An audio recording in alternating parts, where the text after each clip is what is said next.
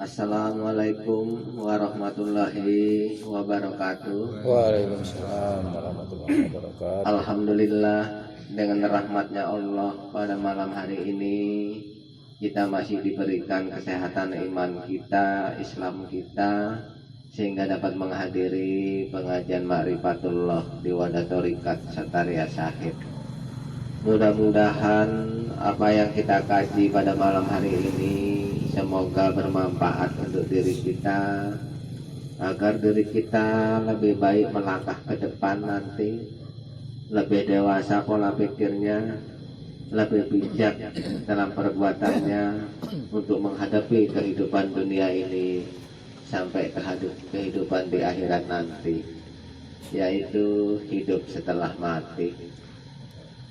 Wahai saudaraku yang hadir pada malam hari ini, mungkin ahli-ahli baca Quran telah membaca suatu ayat di dalam Al-Quran surat At-Thariq yang berbunyi dengan bahasa Indonesianya, tidakkah kamu pikirkan dari mana asal mula jadimu? Kamu dari setetes air hina, dari tulang punggung laki-laki dan tulang dada perempuan. Surat itu adanya di surat At-Thariq, ayat itu. Jadi Allah menegur kita yang telah lupa ini tentang masalah kejadian diri kita, agar diri kita disuruh mengenal dirinya sendiri. Karena manusia yang paling buruk itu manusia yang tak tahu diri. Itulah yang paling buruk.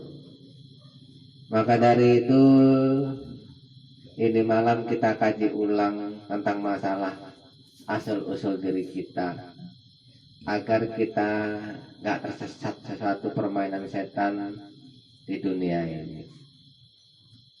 Sesungguhnya Allah ciptakan manusia itu dengan bentuk yang sebaik-baiknya,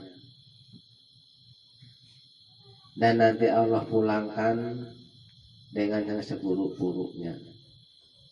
Jadi bentuk manusia itu Allah ciptakan berasal daripada ibu kita.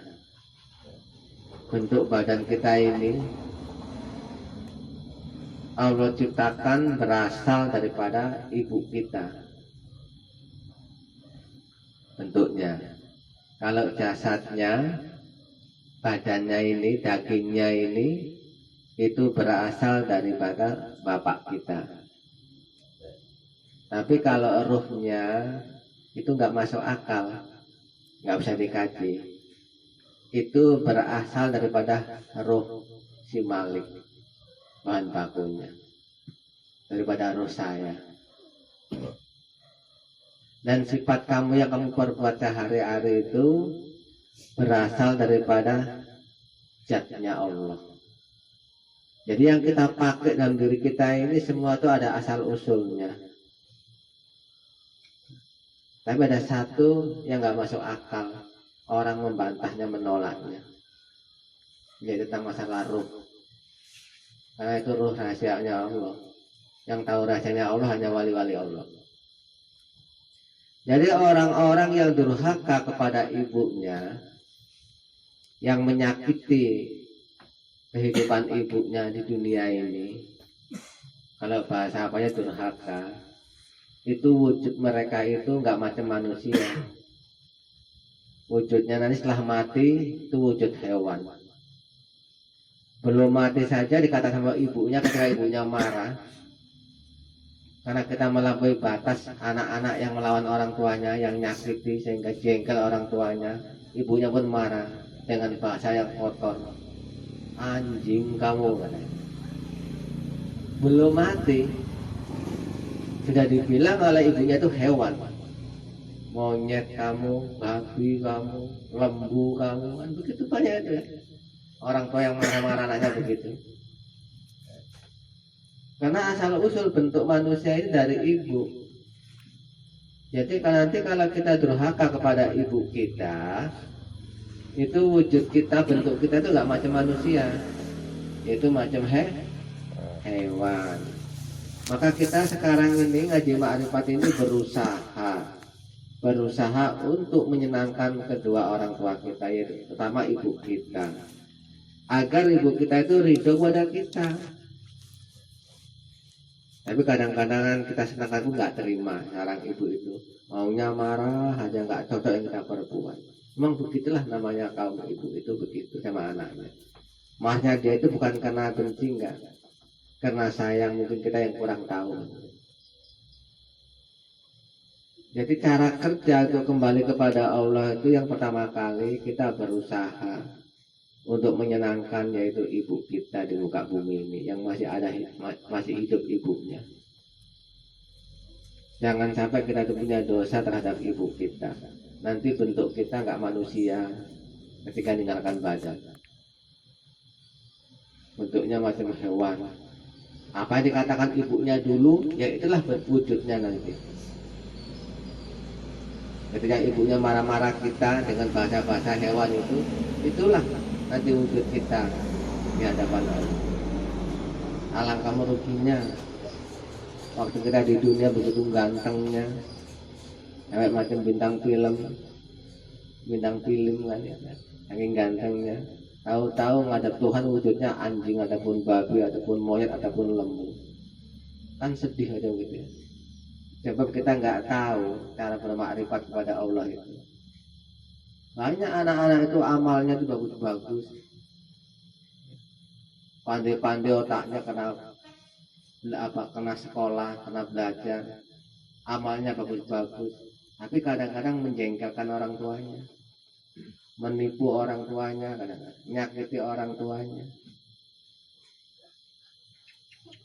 Ya, yang pertama kali kita selamatkan diri kita itu adalah bentuknya, yaitu caranya itu menyenangkan ibu kita. Jangan sampai durhaka kepada ibu kita. Kenapa wajib menyenangkan ibu kita? Agar ibu kita itu mempunyai sifat yang ridho terhadap kita. Itu tujuannya begitu. Karena sifat ridho itulah yang menjadi ilmu pada kita untuk menghadap Tuhan nanti, bahkan menghadap dunia ini. Kalau dalam mendapat ridhonya ibu, akan ridholah Allah kepada kita. Murkanya ibu, murkalah Allah terhadap kita. Itulah kehidupan dunia ini. Yang kedua, jadi kalau kita ingin hidup sehat di alam gaib sana ataupun alam dunia sekarang ini, maka yang kita jaga jasad kita. Karena jasad kita ini berasal daripada bapak kita, yang tiap hari sedekah kita, tiap hari sedekah kepada kita. Dia banting tulang, cari nafkah, usaha, mencari kehidupan agar anaknya bisa makan, bisa sekolah, bisa senang anaknya. Sampai kadang-kadang sebagian besar orang tua kita itu berbuat jahat, korupsi, mencuri, menipu, demi mendapatkan untung, demi mendapatkan hasil daripada kita berbuat untuk ngasih makan anaknya. Maka jasad kita ini berasal daripada bapak kita, mani bapak kita. Jadi tugas kita kalau ingin kembali kepada Allah, yang kedua adalah menyenangkan orang tua kita, bapak kita. Kalau yang masih hidup, orang tuanya dibantulah kesusahannya, dibantu kesusahannya itu, ditolong kesusahannya. Andai kata itu bekerja berat di ladang, ya kita bantu di ladang. Andai kata dia itu sempit ekonominya, kita usaha, kita kerja, cari duit untuk membantu ekonominya. Itu caranya kalau orang tua masih hidup. Tapi kalau orang tua udah meninggal dunia, bapak yang udah meninggal dunia, maka banyak-banyaklah sedekah, banyak-banyaklah zakat, infak, selawat. Semua itu adalah untuk membahagiakan bapak kita yang udah meninggal dunia. Jadi anak-anak yang pelit terhadap sedekah untuk akhirat, maka bapaknya tersiksa di alam barzahnya, tersiksa. Ini baik kaum perempuan, kaum laki-laki sama cara kerja hukum itu. Sama. Jadi kalau ingin menolong orang tua kita, bapak kita di alam gaib yang udah meninggal, banyak-banyak kamu tuh sedekah ataupun zakat kalau bahasa umumnya. Karena orang tua kita itu zakat kita dari kecil sampai tua sampai besar, kita kayak kita, maka kita wajib membalasnya. Kalau masih hidup enak, kita bantu orang tua kita kesulitannya, selesai masalahnya. Hanya orang tua kita nengok kita pun senang, bapak kita nengok kita, ya anakku ini udah getol kali, senang deh, rajin kali, senang. Senangnya orang tua kita itulah mendapat ridhonya Allah kita. Udah meninggal dunia orang tuanya, bapaknya udah meninggal dunia, macam mana? Maka apa yang kita dapat sebagian yang kita kehidupan di dunia ini, kita sedekahkan, kita zakatkan untuk membantu kesenangan orang tua di alamnya sana. Karena orang tua itu membutuhkan anak yang soleh di muka bumi ini.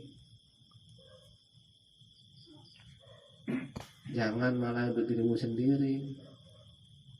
Sementara orang tuamu dari kamu kecil sampai kamu besar, dia banting tulang, nggak mengenal dosa demi kehidupanmu. Sekarang kamu nggak bisa membalas jasa mereka, bagaimana nasib kita nanti pulang kepada Allah? Jadi nanti kita akan tersiksa di alam neraka, jasad kita di alam barzah disiksa oleh Allah di jasad kita karena kita durhaka kepada bapak kita, nggak bisa menyenangkan bapak kita. Maka banyak-banyak sedekah untuk orang tua kita. Begitu cara kerjanya. Yang ketiga, roh kamu itu diciptakan oleh Allah. Sebagian besar Sumatera ini, orang-orang ada di Sumatera ini sebagian besar diciptakan oleh Allah, bahan bakunya rohnya itu dari Nur Malik. Dari Nur Malik. Nurun ala nur, yahdillahu linurihi mayasa wa yahrigulahul amsala linnas. Karena si Malik itu bahan baku ruh untuk manusia yang ada di bumi ini, maka dia turunkan di muka bumi ini untuk menyatukan nur-nurnya, untuk membimbing nurnya agar nurnya itu bisa kembali kepada Tuhannya. Maka kan ditugaskan di muka bumi ini untuk mengumpuli kamu, untuk dikumpulkan biar kamu satu jiwa, biar kamu mengenal asal usul dirimu, biar kamu tidak sesat nyasar di alam jin nanti. Berat ketika kayak itu sebagai yaitu bahan baku nur yang lain. Jadi berusahalah kamu, kata Pak Guru tadi, menyatukan jiwanya, baik laki-laki ataupun perempuan, satukan jiwanya kepada Malik tadi, agar nurnya itu bisa kembali kepada asal usul. Baik kaum laki-laki ataupun kaum perempuan, coba belajar menyatukan jiwanya, jangan menjauhi. Tapi kadang-kadang setan itu kan menggoda kita, membisiki kita, ah kamu ditipu oleh guru itu, ditokoi kamu itu. Nanti kalau kamu tuh patuh-patuh sama gurumu, menyenangi gurumu, nyintai gurumu, nanti kamu ditipu, malah ditokoi kamu nanti, ditipu nanti, kata setan. Maka setan berusaha itu memisahkan antara dua jiwa ini. Nur di atas nur dipisahkan. Maka sekarang si Malik turun di muka bumi ini, mencari cahaya-cahayanya dikumpuli dan dibina, dibimbing, dipelihara setiap saatnya, agar nur dia itu nggak tertipu oleh setan melangkah jalan yang salah. Sampai akhir hayat si Malik tadi itu punya tugas, sampai nanti hari kiamat dia punya tugas di dunia ini, yaitu mengumpulkan nur-nurnya agar nurnya itu nggak tersesat kembalinya. Selagi nurnya itu satu jiwa dengan pangkalnya. Kalau ekor nggak mau ikut kepala, ekor akan tertinggal, busuk. Tapi kalau ekor masih melekat pada kepala melalui badan, maka ekor tetap ikut kepada kepala dan tidak busuk. Itulah gambarannya. Kalau jiwa kamu sudah menjauhi asal usul jiwamu, ruhmu, maka itu akan tersesat, terancam oleh siksaan jin di alam jin nanti, alam janin nanti. Dan selain kamu itu masih ngikut terus menerus, walaupun terkait tadi, nggak istilahnya tadi nggak bisa menangkap pelajarannya, tapi kamu tetap dilindungi oleh Sang Maha Kuasa sebagai Sang Pencipta alam semesta, menurunkan walinya untuk menjaga para nur-nurnya. Maka ada ayat mengatakan nurun ala nur, nur di atas nur, yahdilahu linurihi mayasa. Allah berikan nur itu siapa yang dikehendakinya. Wa yahribulahul amsala linnas. Allah buat misal pada manusia. Jadi ada nur yang diciptakan oleh Allah sebagai bahan baku ruh-ruh yang lain. Ada roh manusia yang diciptakan oleh Allah sebagai bahan baku, sebagai induk daripada roh-roh yang lain. Tapi itu nggak masuk akal, nggak bisa dikaji. Yang yakin silakan yakin, yang enggak ya enggak apa-apa, urusan kamu dengan Tuhan kamu.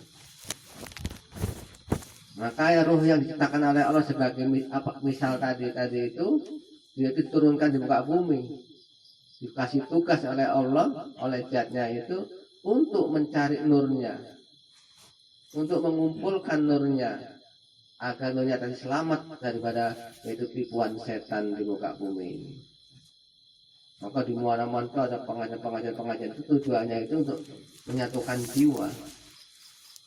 Tapi kadang-kadang yang ngaji pun nggak tahu. Ya kalau tahu lah tentang masalah nur ini, wah ini penuh ini.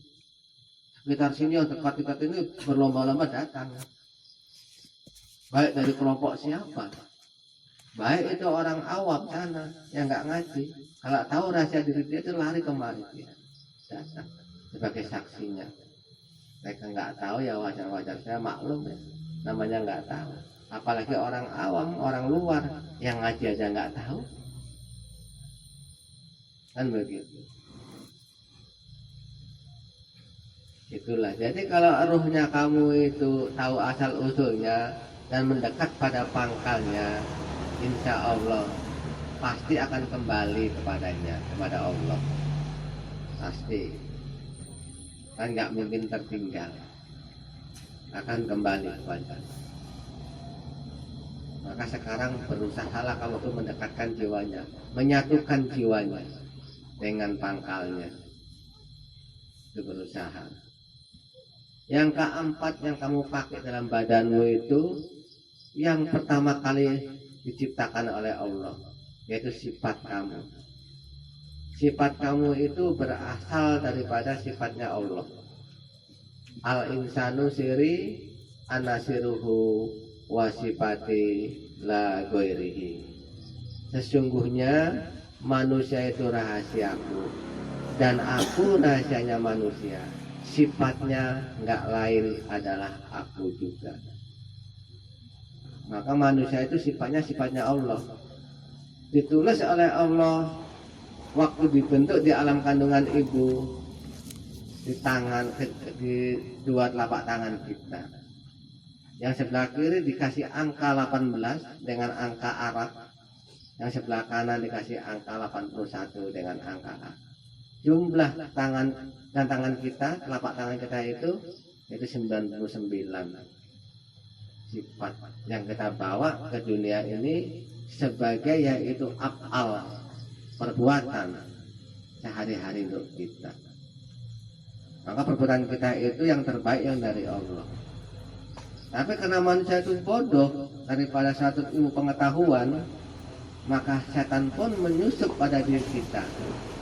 Lalu sifat yang dari Allah itu setan buang, diganti oleh sifat setan yang amat menjijikkan itu, yang amat merugikan. Sifat pemaaf Allah rebut, Allah buang, diganti sifat pendendam Sifat dendam itu sifat daripada setan. Hilanglah sifat pemaaf manusia. Satu sifat yang dari Allah, amanah Allah hilang, ditipu oleh setan. Sifat penyabar yang diberikan oleh Allah untuk manusia, agar manusia tadi itu punya derajat di muka bumi ini, setan buang jauh-jauh. Setan rebut sifat itu, setan tutupi, diganti oleh sifatnya pemarah, sehingga orang pun nengok kita benci, melihat kita benci karena kita pemarah, dijauhi oleh kawan-kawan kita karena kita memakai sifat setan yang namanya pemarah. Itulah pandainya setan merebut sifat yang dari Tuhan, amanah Allah yang berharga itu untuk kehidupan manusia di muka bumi ini, agar manusia menjadi makhluk yang paling mulia, karena manusia itu dijadikan oleh Allah sebagai wakil Tuhan, wasilah Tuhan. Maka dikasih amanah sifat 99. Tapi setan lebih pandai daripada kita yang bodoh ini, yang nggak tahu kaji sebelum kita mengaji. Maka sifat amanah Allah tadi itu yang pertama jadi pada diri manusia ditukar oleh sifat-sifat setan. Akhirnya manusia di muka bumi ini sebagian besar menggunakan sifat setan. Bahkan ditambah lagi sifat hewan, sifat serakah, sifat tamak. Itu sifatnya hewan. Sifat yang nggak punya belas kasih, yang taunya menang sendiri, itu sifat hewan. Tambah lagi sifat hewan. Sifat setan sudah masuk dalam diri manusia, tambah lagi sifat hewan. Andai kata sifat ini nggak dimurnikan dengan sifat Tuhan kembali, nggak kita buang sifat-sifat setannya, maka di hadapan Tuhan kita dipulangkan ke dunia lagi. Allah nggak menerima sifat selain sifatnya Dia. Maka kalau kita pakai sifatnya Tuhan di muka bumi ini, cirinya kita itu berakhlak, ciri khasnya kita itu bermoral, berakhlak, peradabannya baik. Kalau bahasanya Ibrahim, anak penyantun. Tapi kalau kita pakai sifatnya setan, kita jadi dojal, jadi dajjal. Itu ciri khasnya. Jadi sekarang kita tuh berusaha untuk membuang lagi sifat setan yang melekat pada diri kita. Benalu-benalu yang nempel di satu pohon diri kita ini, kalau nggak kita buang, pohon akan mati. Sebaik semanis apapun pohon rambutan, buahnya yang begitu enak dimakan, ketika cabang-cabang, ranting-ranting rambutan ditutup dengan benalu, akhirnya dia tuh nggak mau berbuah. Pohonnya rambutan tapi daunnya benalu. Begitu indahnya manusia diciptakan oleh Allah di muka bumi ini, andai kata nggak kamu buang sifat setan yang melekat pada dirimu, nanti kata Allah, nanti masih dikembalikan dengan seburuk-buruknya, tempat yang seburuk-buruknya akan Allah kembalikan. Allah ciptakan manusia dengan sifat yang sebaik-baiknya, dengan bentuk yang sebaik-baik, sempurna sebaik-baiknya, dan Allah kembalikan manusia di tempat seburuk-buruk. Andai kata kita nggak membuang benalu yang ada pada diri kita, yaitu sifatnya setan. Ciri-ciri manusia yang pakai sifatnya Tuhan, dia itu punya peradaban, penyantun, berbudi. Tapi orang yang pakai sifatnya setan, cirinya itu dojal, kalau bahasanya dajjal, bandel kalau bahasa Jawanya, nggak tahu hukum, nggak tahu sama orang tuanya, selalu nyakitkan, selalu nyakiti hati, buat orang tuanya menangis. Itu anak-anak yang sudah kemasukan sifatnya setan. Jadi kalau kita kembali kepada Allah itu membawa sifat setan, karena kembali belajarnya dari sifatnya. Sampai tempat Allah pulangkan lagi manusia di muka bumi ini. Allah campakkan manusia di muka bumi ini karena Allah nggak menerima sifatnya setan. Maka orang yang nggak bisa kembali kepada Tuhan, pulang ke dunia namanya apa? Hantu. Maka yang hantu-hantu di sana itu, Yang menaklukkan itu adalah orang-orang yang memakai tempatnya setan di dunia masih hidupnya. Sombong, tekebur, pemarah, pendendam, benci. Kalau itu yang kamu pakai sehari-hari di muka bumi ini, siap-siap kamu akan jadi hantu di muka bumi. Setelah nanti kamu mati. Belum mati udah jadi hantu. Belum mati udah nakuti orang kan. Apalagi udah mati kan. Itulah gambaran kehidupan manusia, asal usulnya manusia. Yang mula-mula jadi manusia adalah sifatnya. Sifat itu terhadap pada zatnya. Setelah sifat itu sempurna, maka sifat dikasih ruh oleh Allah. Maka sifat itu hidup. Ruh diambil oleh Allah daripada ruh yang ditentukan oleh Allah. Jadi kalau kamu semua, sebagian besar orang Sumatera ini, itu diciptakan oleh Allah, ruhnya, bahan bakunya adalah Nur Malik. Ruhnya yang namanya Malik. Maka yang namanya Malik itu ditugaskan oleh Allah di muka bumi ini, turun di muka bumi ini untuk membimbing orang-orang yang dijadikan oleh Nurnya. Dibimbing, dipelihara, dijaga, jangan sampai kemasukan setan. Setelah sifat itu punya ruh dan hidup, maka kamu dipindahkan oleh Allah, dikasih jasad oleh Allah dalam diri bapak kamu, namanya mani. Setelah mani itu hidup, maka mani pun dipindah ke rahim ibumu, dibentuk kamu dengan wujud seperti ibumu, dengan bentuk seperti ibumu. Setelah sempurna bentuknya seperti ibunya, maka dilahirkan ke dunia ini menjadi manusia. Setelah kamu lahir ke dunia ini, mulailah kamu dikasih akal oleh Allah, dikasih pengetahuan oleh Allah, mulai berakal, turunlah hukum pada kamu, undang-undang terhadap kamu, agar kamu bisa kembali lagi ke hadapan Tuhannya. Maka yang wajib kita lewati, yang wajib kita perbuat di muka bumi ini, yang pertama kali yaitu jangan sampai durhaka kepada ibunya. Maka tugas kita itu menyenangkan ibu kita. Yang kedua, jangan sampai durhaka kepada bapak kita. Tugas kita itu menyenangkan bapak kita, membantu, menolong bapak kita. Yang ketiga, hendaknya kenal asal usul ruhnya.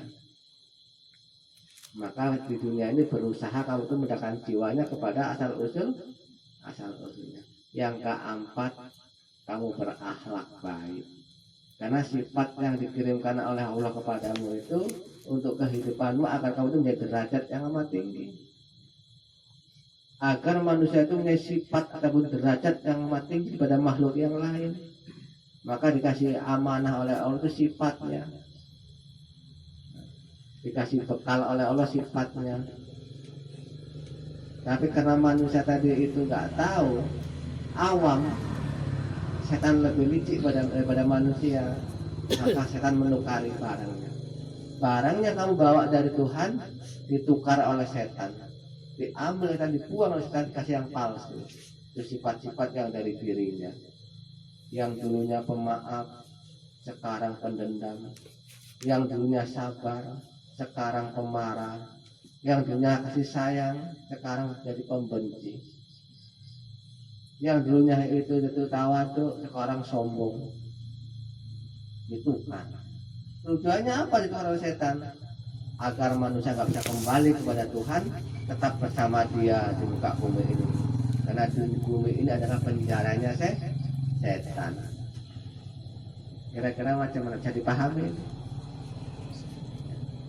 Ada 4 langkah kehidupan manusia agar manusia itu sempurna dari dunia sampai ke akhirat.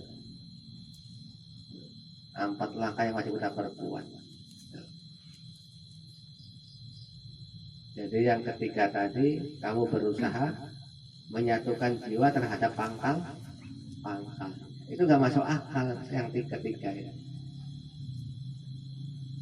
Maka 3 itu dengan bahasa angka ganjil-ganjili, artinya nggak masuk akal. Arti ganjil itu nggak masuk akal.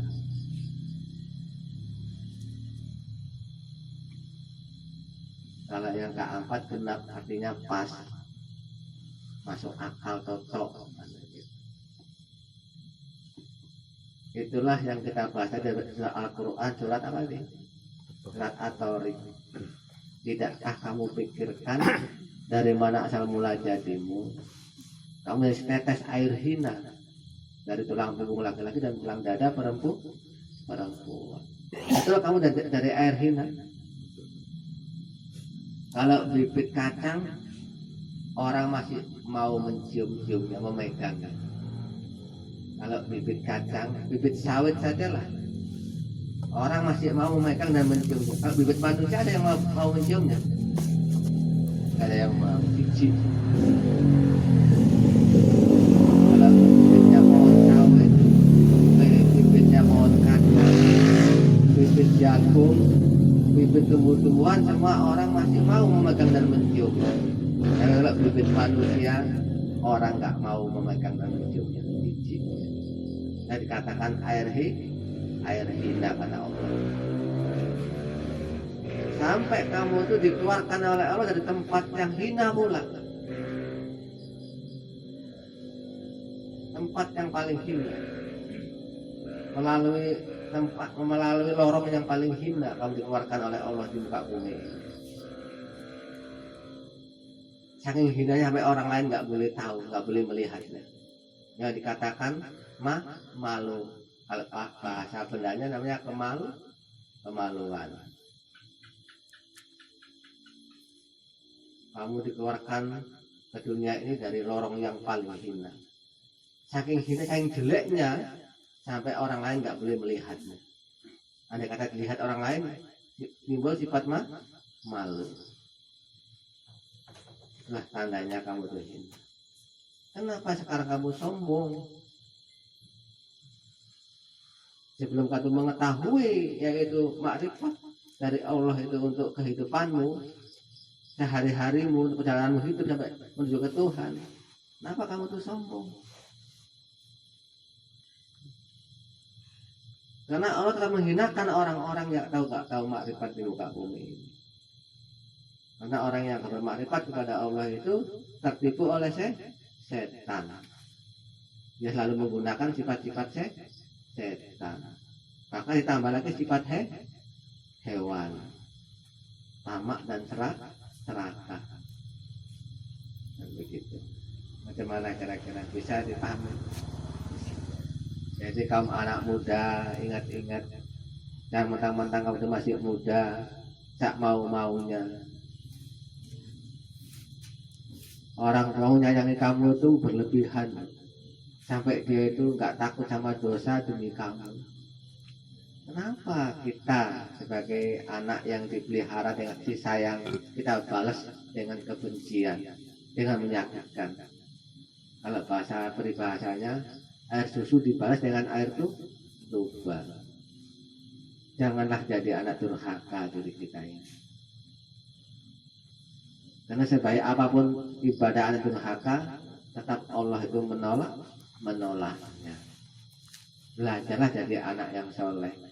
Arti soleh itu yang menggembirakan kedua orang tuanya, yang menyenangkan kedua orang tuanya, baik orang tua dan tinggal dunia ataupun masih hidup di dunia. Senangkanlah keduanya ya.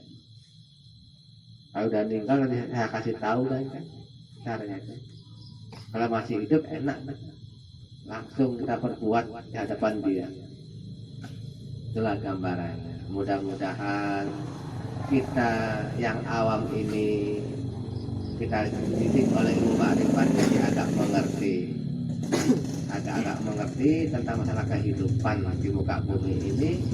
Jangan sampai diri kita tertipu oleh musuh kita yaitu setan, sehingga hilanglah sifat-sifat aman daripada Tuhan yang diamanahkan kepada kita untuk kehidupan manusia, agar manusia menjadi punya derajat yang amat tinggi di muka bumi ini.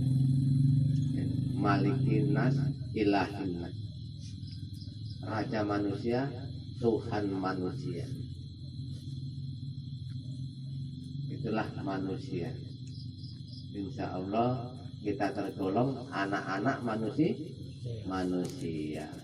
usikum wa nafsi wa iya betakullah. Akan tutup dengan doa. Assalamualaikum warahmatullahi wabarakatuh.